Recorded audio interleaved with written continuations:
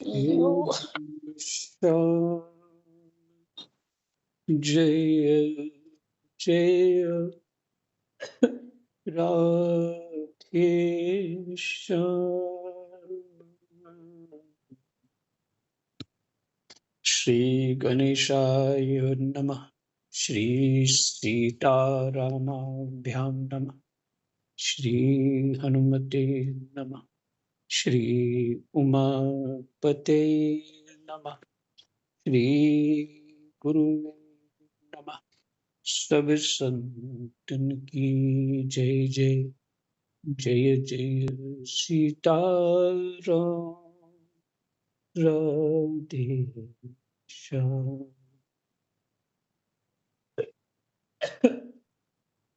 श्रीमद् भगवत गीता जी अध्याय 17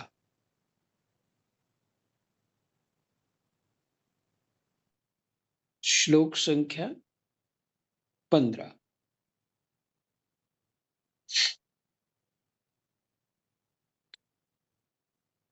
इसमें और भी स्पष्ट किया है कि सत्व गुण बढ़ाना कितना अनिवार्य है, नहीं तो विवेक नहीं खुलेगा। तो प्रारब्धवश विवेक खुल भी गया, पीछे कोई ऐसे कर्म किए हो, खुल गया, तो जीव सत्व गुण की ओर ही बढ़ता है।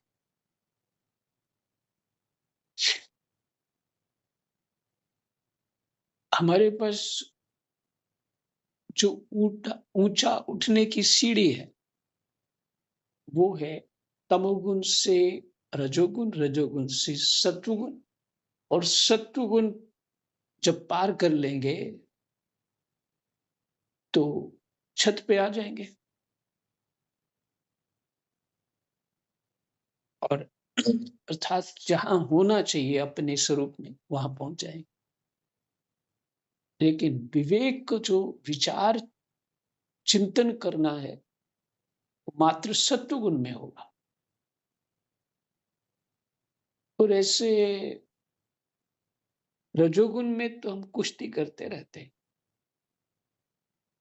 ऐसे होना चाहिए, ये होना चाहिए, ये ठीक नहीं है, वो ठीक बता रहा है, ये ठीक बता रहे हैं।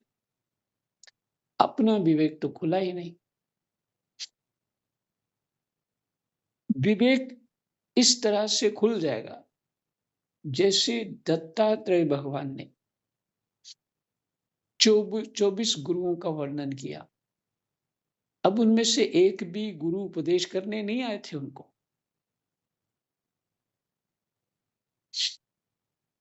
आत्मा गुरुदेव, परमात्मा गुरुदेव। वो विवेक ही गुरु था। मैंने आत्मा गुरु है तो अपना विवेक ही, उस बुद्धि में विवेक जागृत हो गया। खैर बाद में जो गुणातीत जीव हो जाता है तो अपने विवेक, बुद्धि, मन, चित्त, अहंकार को सबको छोड़ देता है, क्योंकि ये सब प्रकृति है और वो सच्चिदानंद है। भक्ति भी सरलता से हमको इस स्थिति तक पहुंचा देती है, सरलता से। लेकिन विवेक वहां भी अनिवार्य है।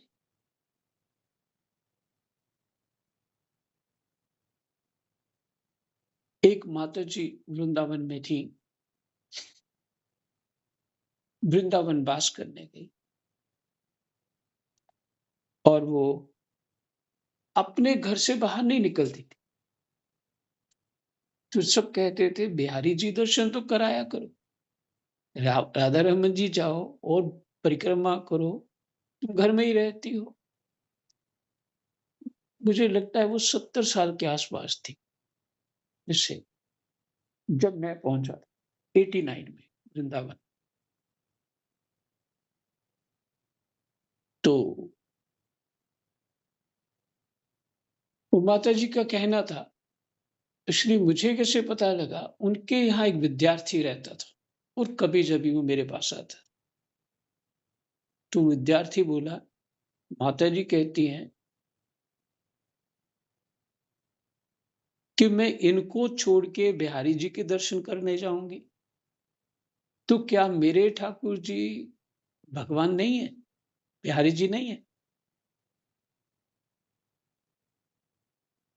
ये है विवेक।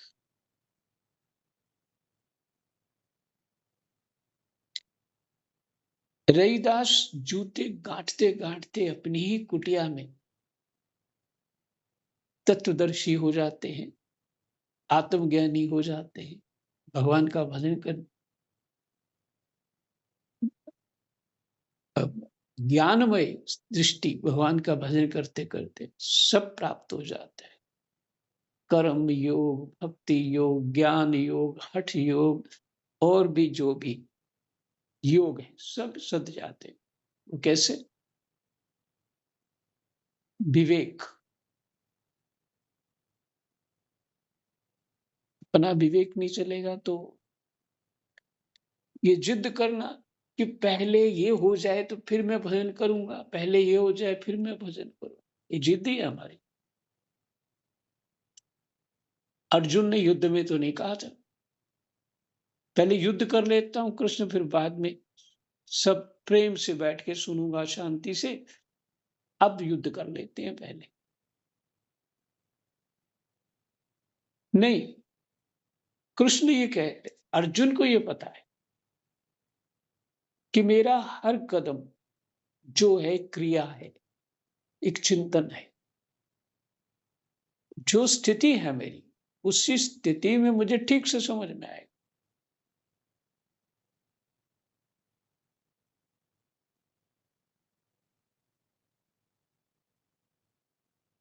तो विवेक जो अपना है, वो सत्वगुण विशेष बुद्धि से ही प्राप्त हो।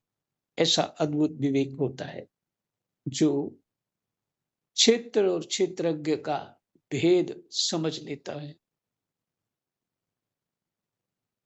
जो प्रकृति और पुरुष का भेद ठीक से समझ लेता है, जो माया और ब्रह्म का भेद समझ लेता है, जो परा अपरा को जान लेता है,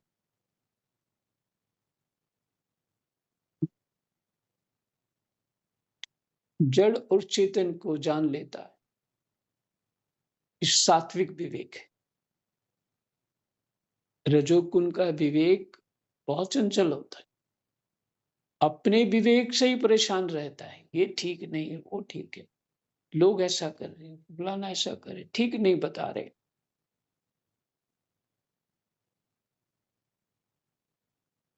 हमें अपना विवेक ठीक बता रहा है कि नहीं बता रहा?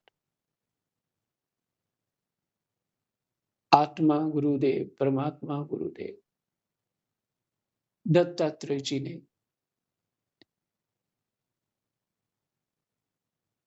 24 गुरुओं से आश्रय लिया। खैर वो भगवान है, लेकिन जीवों को बता दिया कि उस तत्व की प्राप्ति कैसे होगी।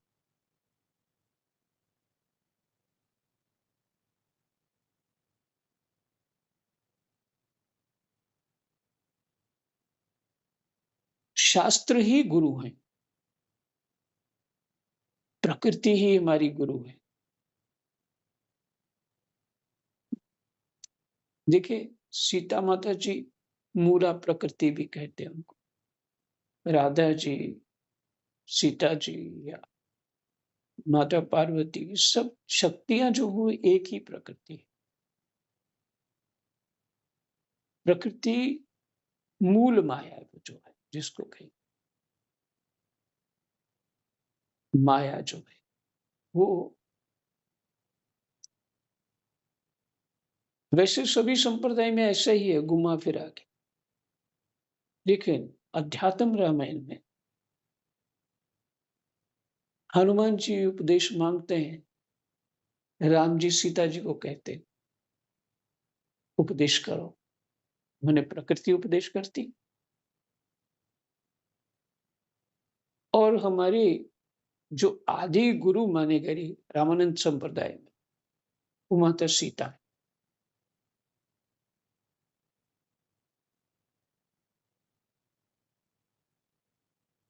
जो जैसे राधा जी हैं, कहते राधा के बिना श्याम नहीं मिलते। तो ये तो शरीर ही तो है, ये मन बुद्धि चित्त अहंकार तो वो प्रकृति है, वही तो तुम्हें उठा रही, वही तो गुरु है।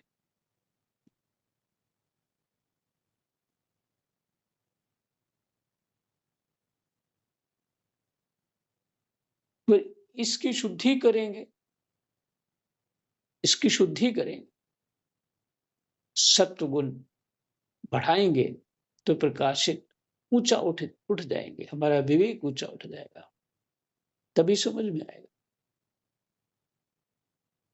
सीताराम।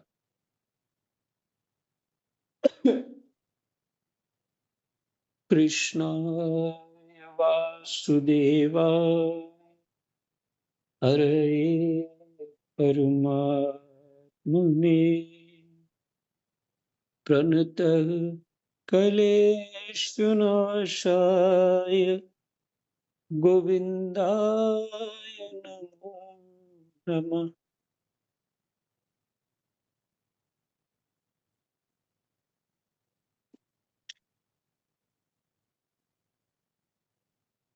संख्या 14 से ही पाठ करते हैं। देवता, ब्राह्मण, गुरुजन और जीवन मुक्त महापुरुष का यथा योग्य पूजन करना। पूजन करने का अर्थ ये नहीं कि उनकी आरती उतार दो, फूल चढ़ा दो, माला भी पहना दो, बोलो ठीक है हो गया पूजन, अब मामला खत्म, आप अपने घर हम अपने घर।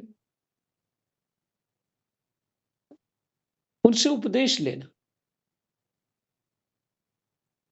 श्रद्धा रखना, मुझे लगता है यही पूजन है।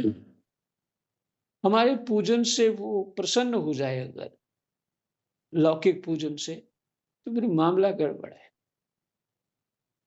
वो आपके चेहरे की जो प्रसन्नता है या उसके साथ मिलने का जो आपका भाव है, श्रद्धा है, वो उसी से प्रसन्न हो जाता है। इतना ही चाहिए, यही है पूजन। देवता, ब्राह्मण, गुरुजन और जीवन मुक्त महापुरुष का यथा योग्य पूजन करना, शुद्धि रखना,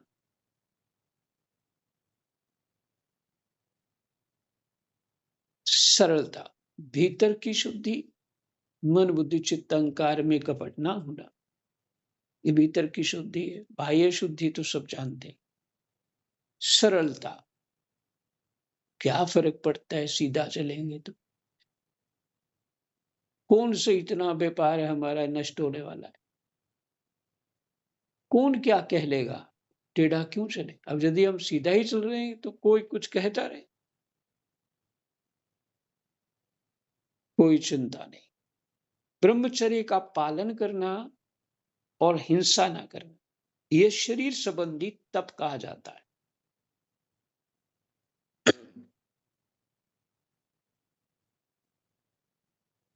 ये शरीर संबंधी तप कहा जाता है। जो किसी को भी उद्विग्न ना करने वाला, संख्या 15, जो किसी को भी उद्विग्न ना करने वाला, सत्य और प्रिय तथा हितकारक भाषण है। सत्य और प्रिय तथा हितकारक भाषण है वह, तथा स्वाध्याय और अभ्यास, निधिध्यासन इसी को बोलते हैं। अभ्यास, नाम जप आदि जो भी आपके नियम है, भी वाणी संबंधी तप कहा गया है। ये सभी तप है, वो शरीर का सब तप है, ये वाणी का तप है।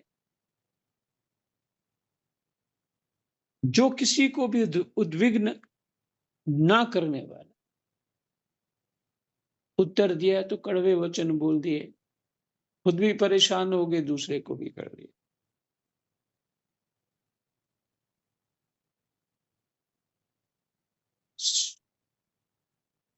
अशांति के लिए अपने को उग्र करना पड़ता है, पहले पूरे शरीर को।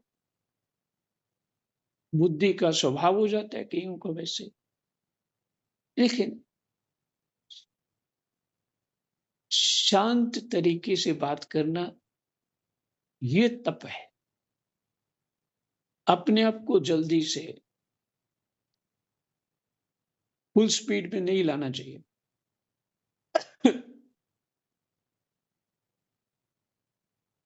प्रयास करने से होता है, और भजन साधन से तो हो ही जाता है।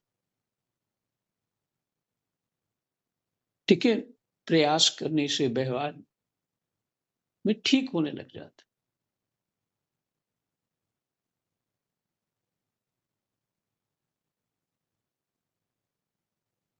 वह तथा स्वाध्याय और अभ्यास जो भजन साधन का है, भी वाणी संबंधी तप कहा जाता है।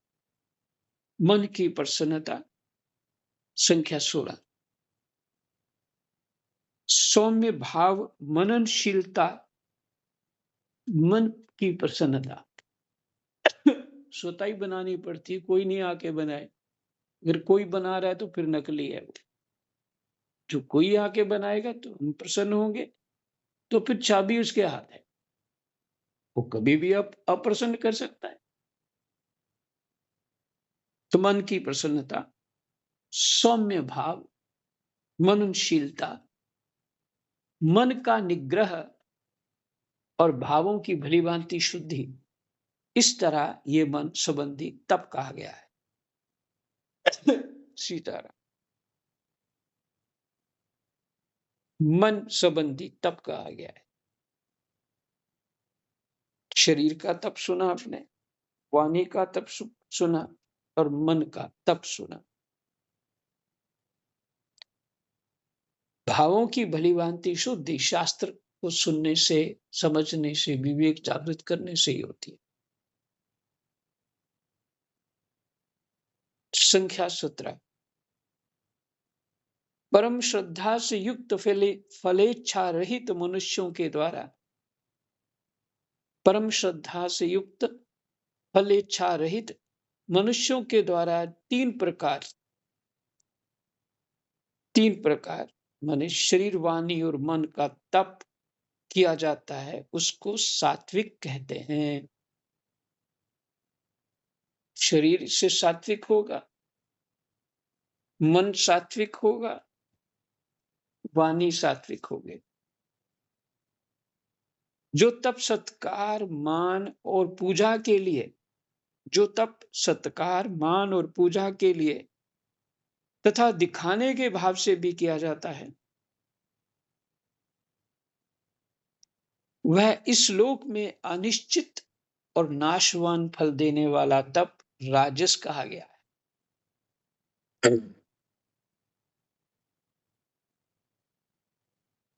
लोग सत्कार करें, मान दें,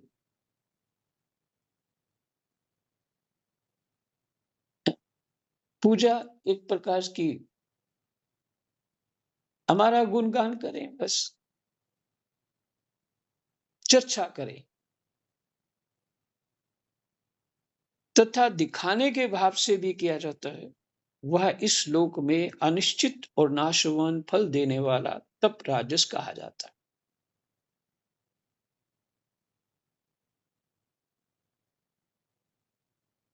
जो तप मूढ़ता पूर्वक हठ से अपने को पीड़ा देकर, मूढ़ता पूर्वक हठ से अपने को पीड़ा देकर अथवा दूसरों को कष्ट देने के लिए किया जाता है, वह तप तामस कहा गया है।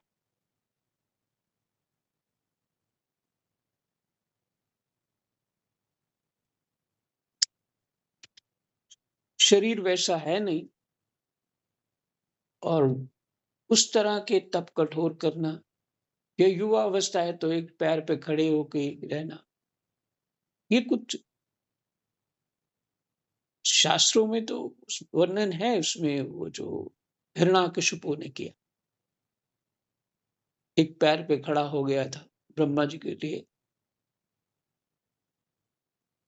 पर वो तामसिक जीव ही था। तो उसने तामसिक तप करना है, ये स्पष्ट हो गया। संख्या 20,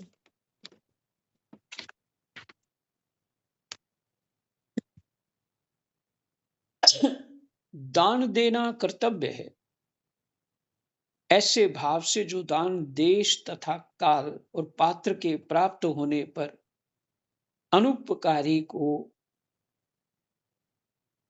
अर्थात निष्काम भाव से दिया जाता है, वह दान सात्विक कहा गया।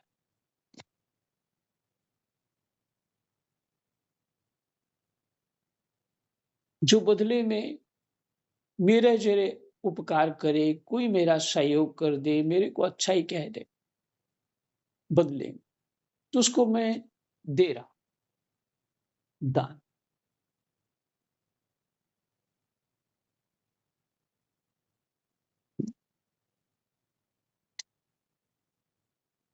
तो ये दान सात्विक नहीं हुआ।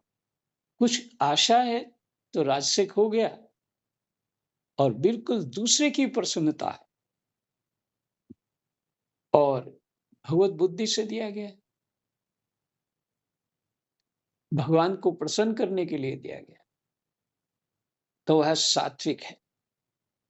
संख्या 21, किंतु जो दान कलेश पूर्वक और प्रत्युपकार के लिए अथवा फल प्राप्ति का उद्देश्य बनाकर दिया जाता है,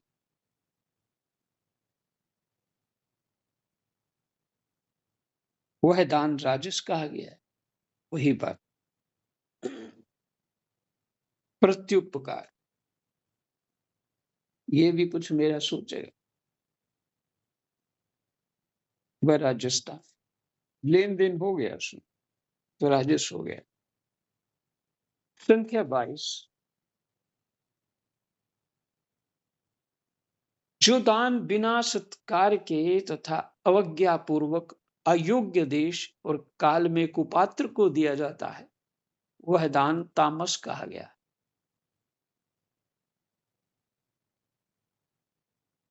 एक और समस्या है,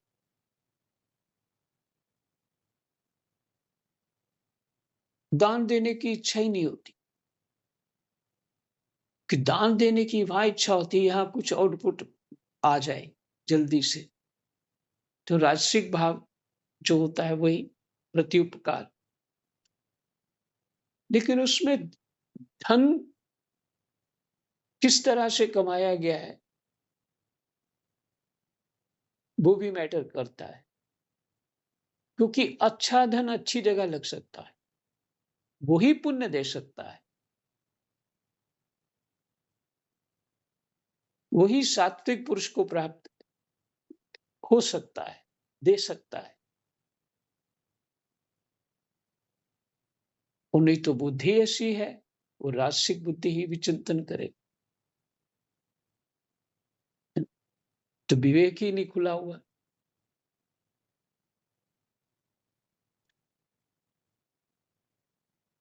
तो बिल्कुल अपनी जान छुड़ानी हो, ये पीछे पड़ गया तो दे दिया इसको, ये कुपात्र को दिया गया, वह दान तामस कहा गया है। संख्या 23, ओम तत्सत, इन 3 प्रकार के नामों से जिस परमात्मा का निर्देश किया गया है, उसी परमात्मा से सृष्टि के आदि में वेदों तथा ब्राह्मणों और यज्ञों की रचना हुई है। ओम तत्सत, उस परमात्मा से सृष्टि के आदि में वेदों तथा ब्राह्मणों और यज्ञों की रचना हुई।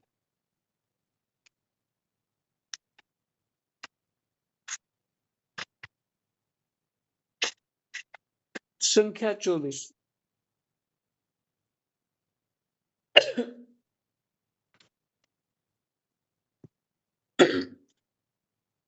इसलिए वैदिक सिद्धांतों को जब रचना भगवान ने की तो वो सिद्धांत जो वैदिक है, वेद भगवान की वाणी है,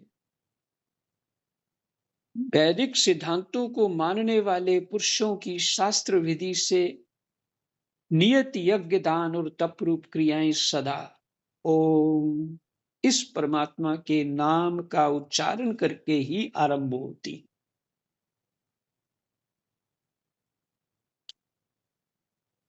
मंत्र जाप करें, पाठ शुरू करें, इत्यादि इत्यादि जो भी, एक बार पहले ओम शब्द का उच्चारण करें।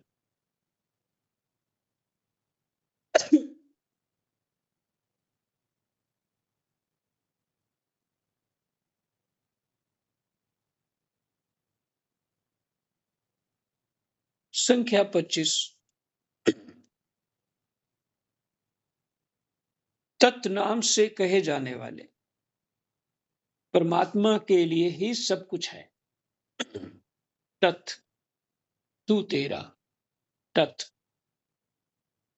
ऐसा मानकर मुक्ति चाहने वाले मनुष्यों द्वारा फल की इच्छा से रहित होकर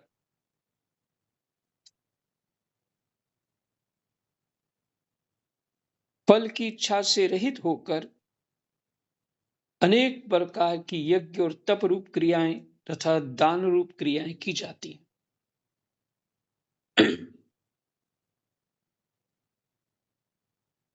सात्विक दान नहीं होगा तो व्यर्थ है वो धन।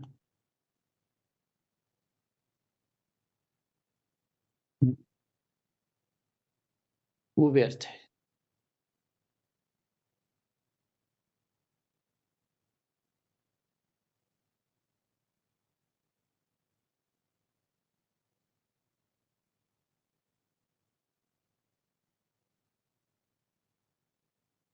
दान से संबंध बनता है।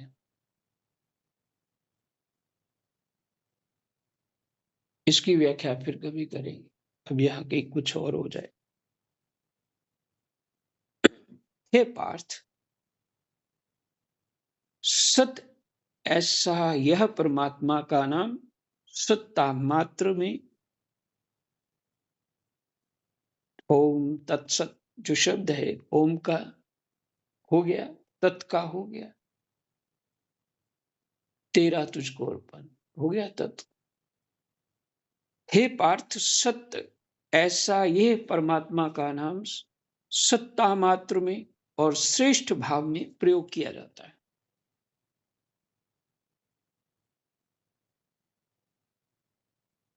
ऐसा ये परमात्मा का नाम सत्ता मात्र में और श्रेष्ठ भाव में प्रयोग किया जाता है।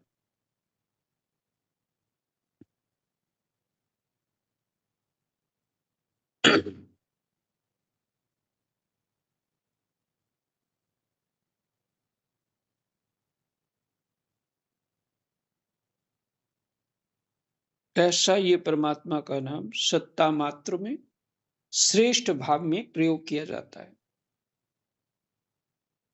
तथा प्रशंसनीय कर्म के साथ सत्य शब्द जोड़ा जाता है।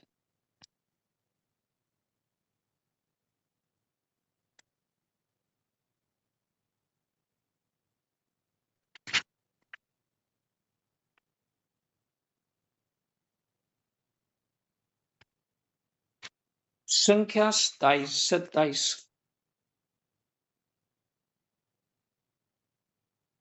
यज्ञ तथा तप और दान रूप क्रिया में जो स्थिति अर्थात निष्ठा है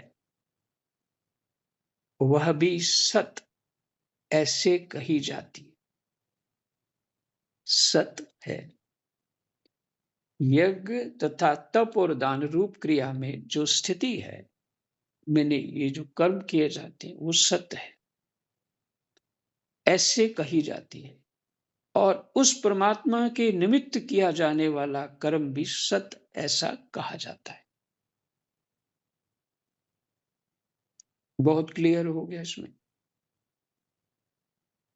संख्या 28। हे पार्थ, अश्रद्धा से किया हुआ हवन, अश्रद्धा से किया हुआ हवन, दिया हुआ दान और तपा हुआ तप तथा और भी जो कुछ किया जाए वह सब असत्य ऐसा कहा जाता है।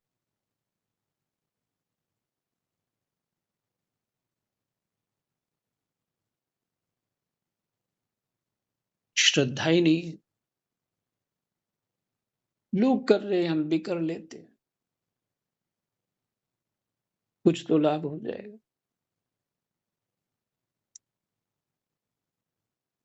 उसका फल ना तो यहाँ होता है और ना मरने के बाद ही होता है।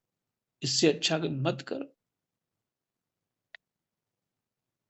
अर्थात उसका कहीं भी सत्फल नहीं होता।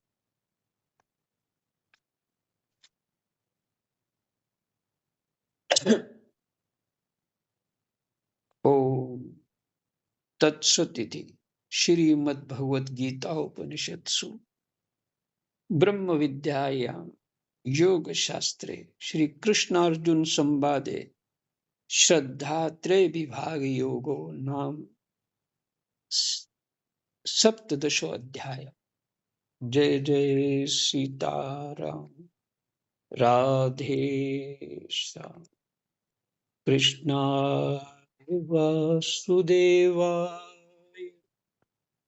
हरे परमात्मने प्रणतः क्लेशनाशाय गोविन्दाय नमो नमः। जय जय।